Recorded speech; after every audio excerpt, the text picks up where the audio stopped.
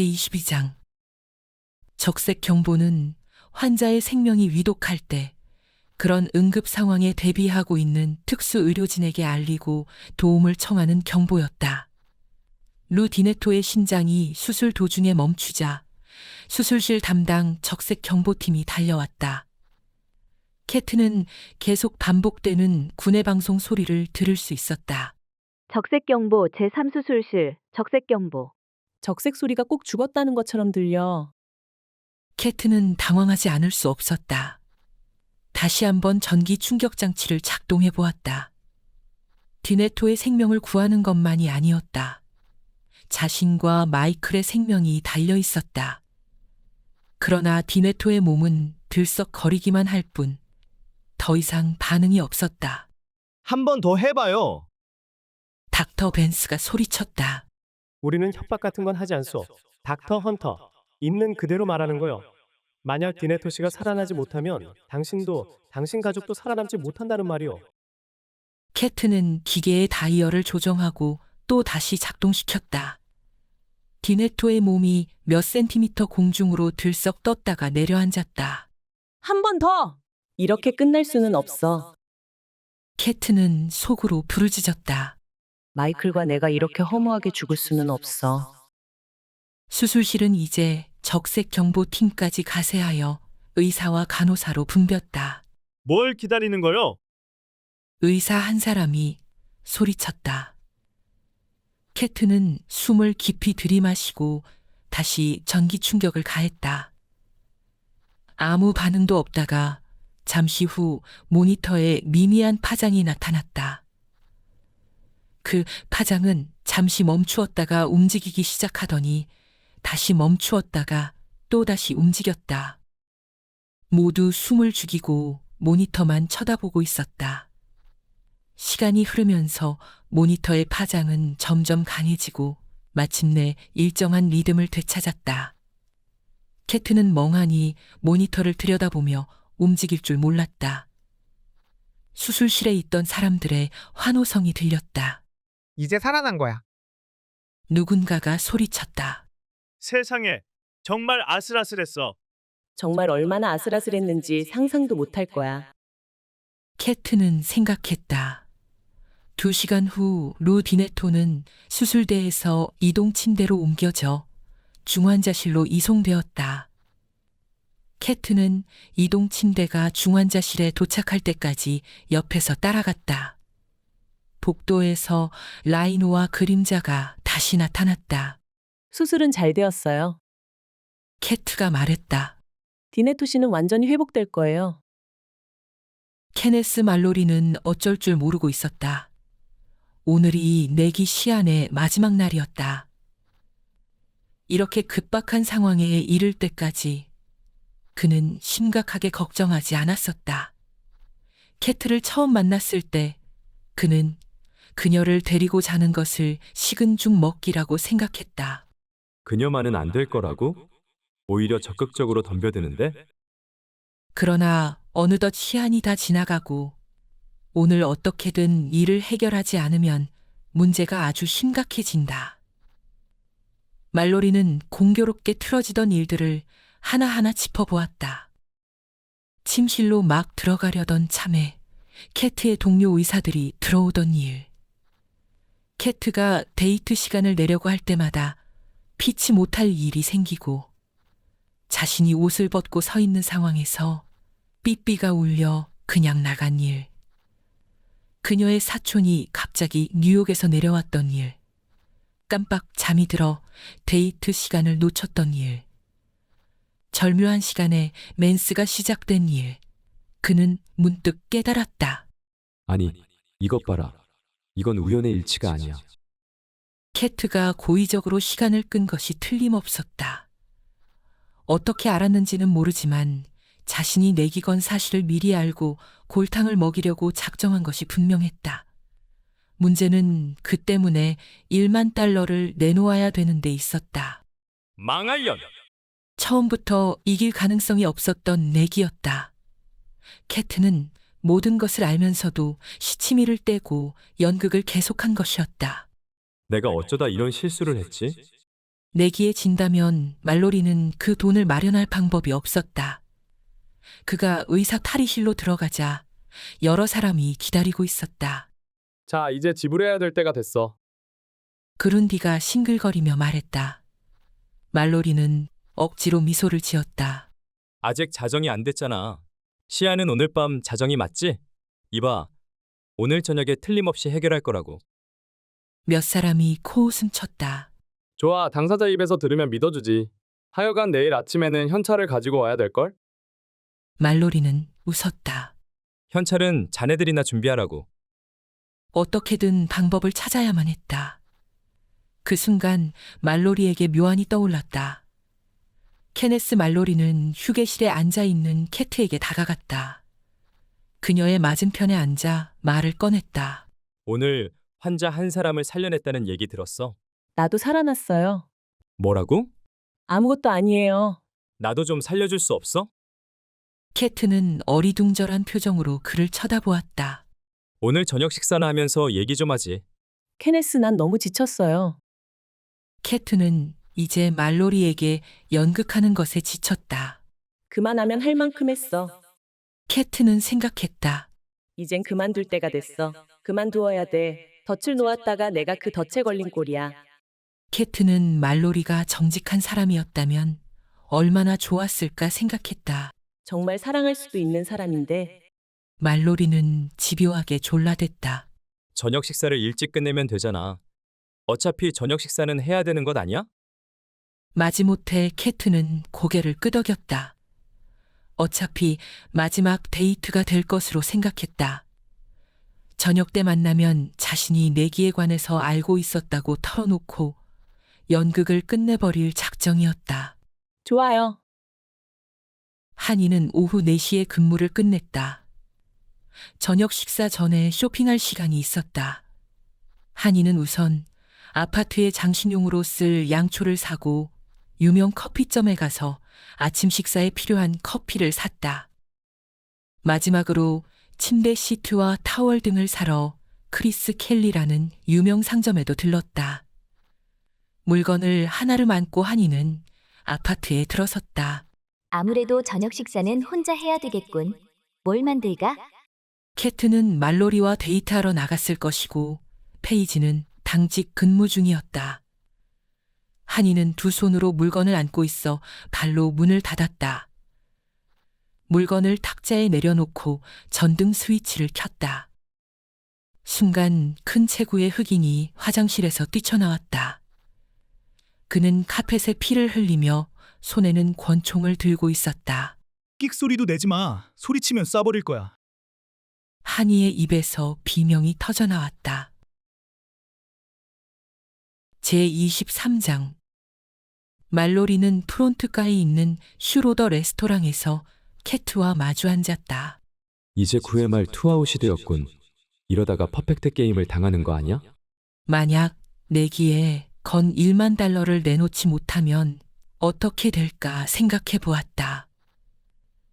병원 내에 삽시간에 소문이 퍼지고 얼굴을 들고 다닐 수 없는 입장이 될 것이 뻔했다. 캐트는 환자 얘기를 하고 있었지만 말로리에겐 무슨 얘기인지 한마디도 들어오지 않았다. 그는 이 난처한 상황에서 벗어나는 것밖에 아무 생각도 할 수 없었다. 식사가 거의 끝나고 웨이터가 커피를 가져왔다. 캐트는 시계를 들여다보며 말했다. 케네스, 내일 아침 일찍 출근해야 돼요. 이제 일어나죠. 그는 꼼짝 않고 앉아서 고개를 숙이고 있었다. 캐트, 말로리가 고개를 들었다. 당신에게 꼭 해야 될 얘기가 있어. 뭔데요? 고백할 게 있어. 그는 숨을 깊이 들이마셨다. 고백한다는 게 쉽지 않군. 무슨 얘긴데요? 캐트가 물었다. 이런 얘기를 하자니 창피해서. 말로리가 더듬거렸다. 네, 내가 멍청하게 다른 레지던트들과 내기를 했거든. 당신을 데리고 잘 수 있다고 말이야. 캐트는 말로리의 얼굴을 뚫어지게 쳐다보았다. 내기라고요? 내 말 좀 더 들어봐. 난 내가 한 짓이 창피해서. 처음에는 장난 비슷하게 시작했는데 결국 내가 웃음거리가 되어버렸어. 내가 예측하지 못한 일이 생겼거든. 난 당신을 사랑하게 되었어. 케네스, 캐트. 난 지금껏 사랑에 빠진 적이 없었어. 여자는 수없이 사귀어봤지만 지금 같은 기분은 처음이야. 당신 생각이 머릿속에서 떠난 적이 없어. 그는 다시 깊은 숨을 내쉬었다. 당신과 결혼하고 싶어. 캐트는 당황하지 않을 수 없었다. 모든 것이 거꾸로 돌아가고 있었다. 내가 뭐라고. 내가 청혼한 것은 당신이 처음이야. 내 청혼을 받아줘, 캐트. 나하고 결혼해줘야 돼. 말로리가 속삭이던 말이 모두 진실이었다는 생각에 캐트의 가슴이 방망이 질치기 시작했다. 마치 꿈속의 사랑이 현실인 것 같았다. 말로리가 그녀에게 정직하게 털어놓을 것을 얼마나 바랐던가. 이제 그는 모든 것을 털어놓았다. 여태까지 자신이 정직하지 못했던 것에 죄책감을 느껴온 게 분명했다. 말로리는 흔한 남자들과 달리 진지하고 순수한 사람으로 보였다. 말로리를 쳐다보는 캐트의 눈길은 기쁨으로 가득 차 있었다. 그래요, 케네스. 그러고 말고요.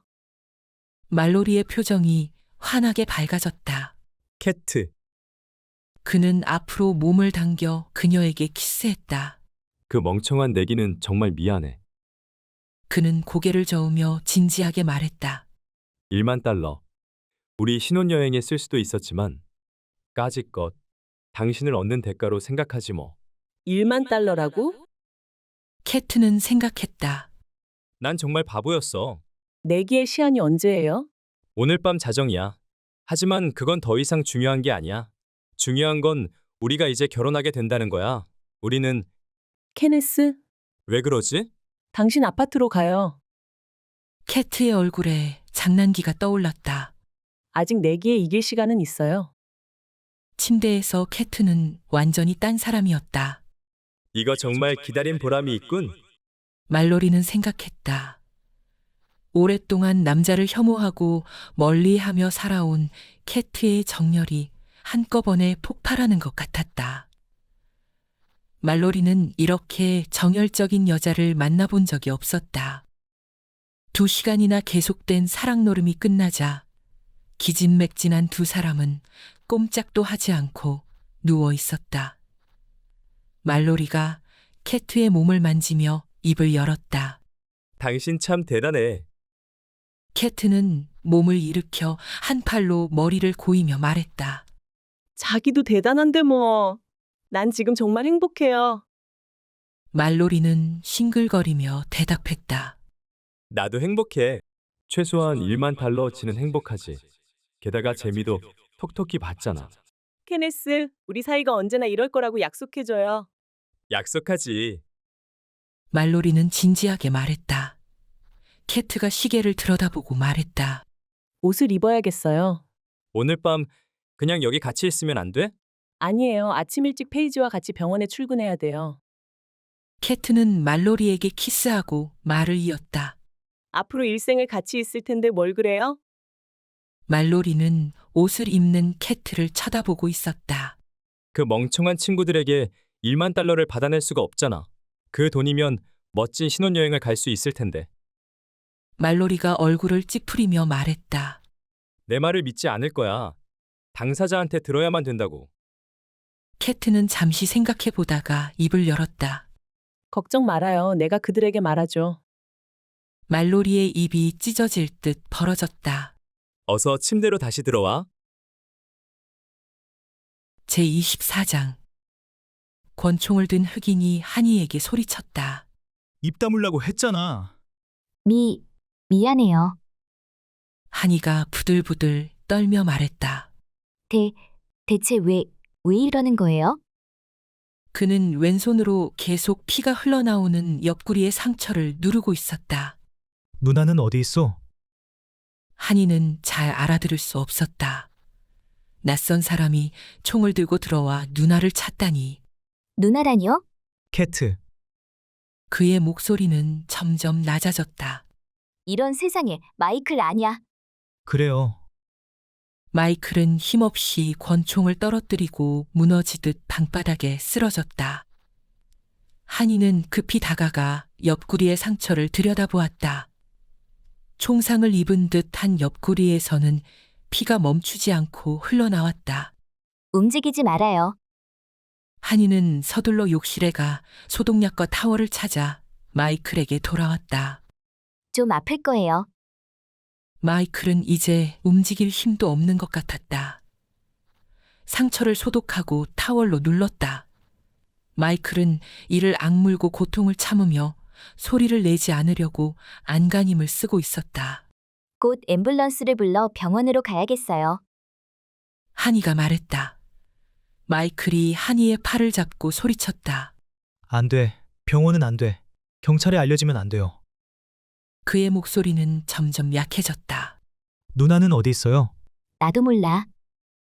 한이는 캐트가 말로리와 있다는 것은 알았지만 어디에 있는지는 알 수 없었다. 다른 친구에게 연락해야겠어. 페이지 말이에요.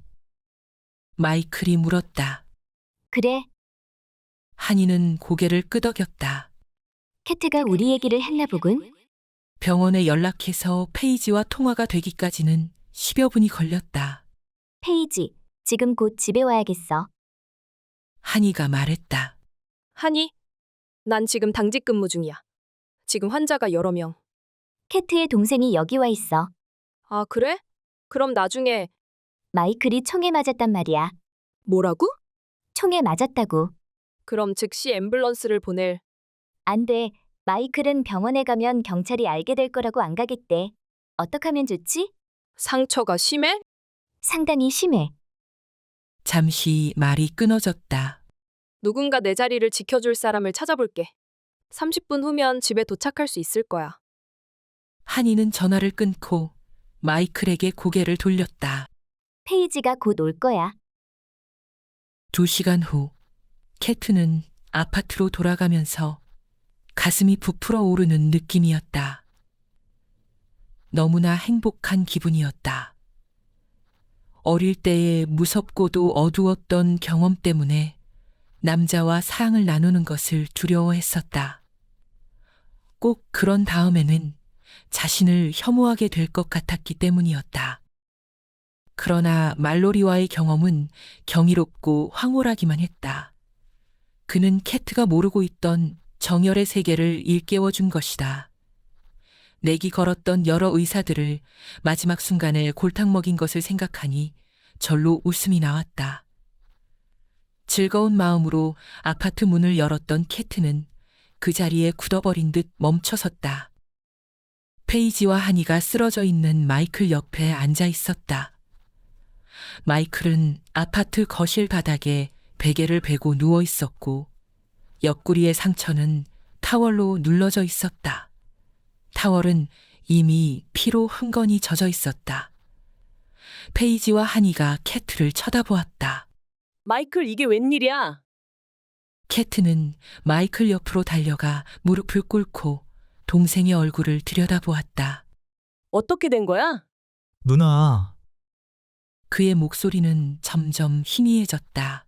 총에 맞았어. 페이지가 말했다. 출혈이 심한 것 같아. 빨리 병원으로 데려가야지. 캐트가 말했다. 마이클이 고개를 저었다. 안 돼. 희미한 목소리로 말했다. 누나가 의사잖아. 좀 치료해줘.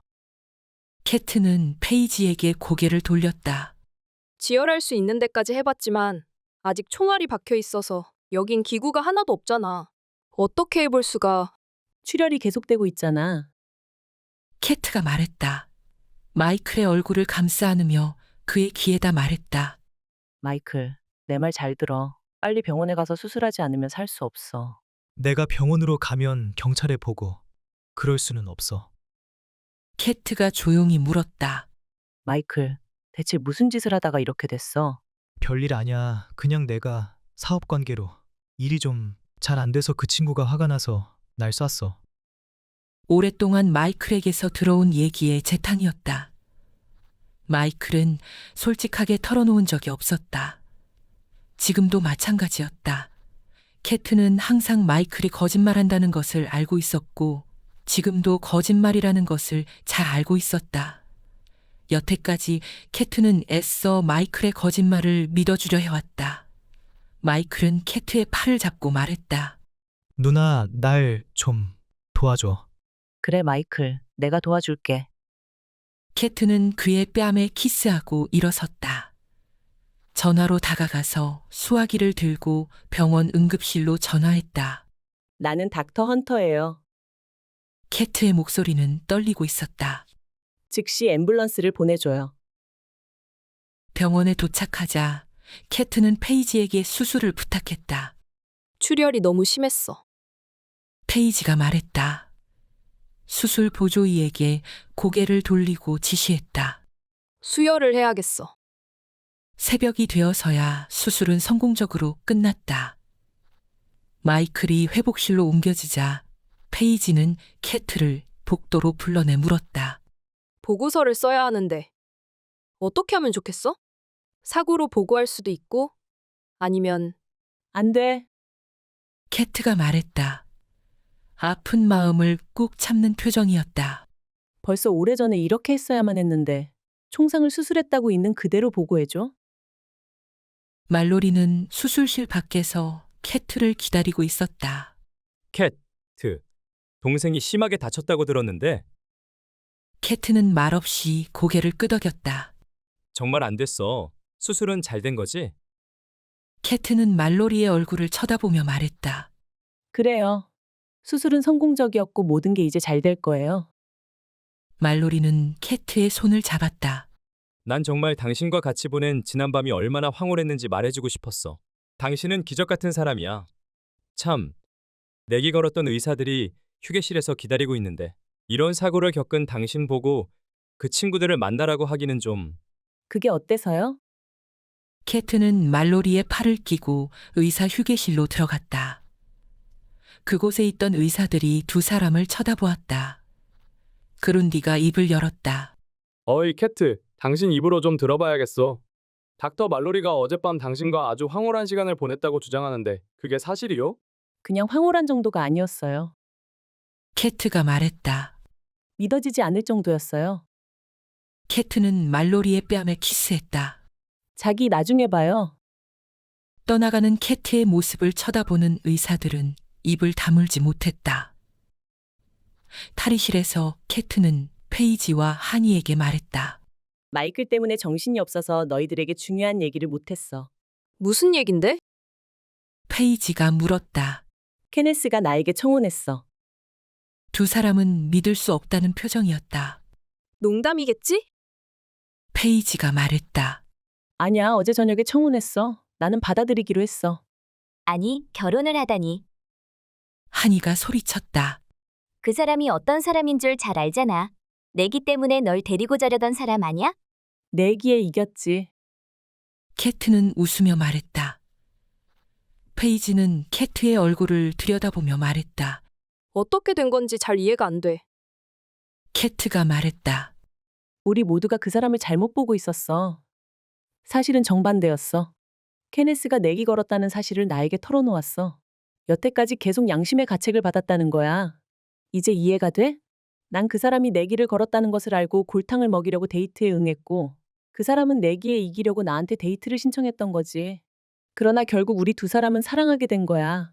난 지금 정말 행복해. 하니와 페이지는 서로 마주보았다. 그럼 결혼은 언제 할 건데? 하니가 물었다.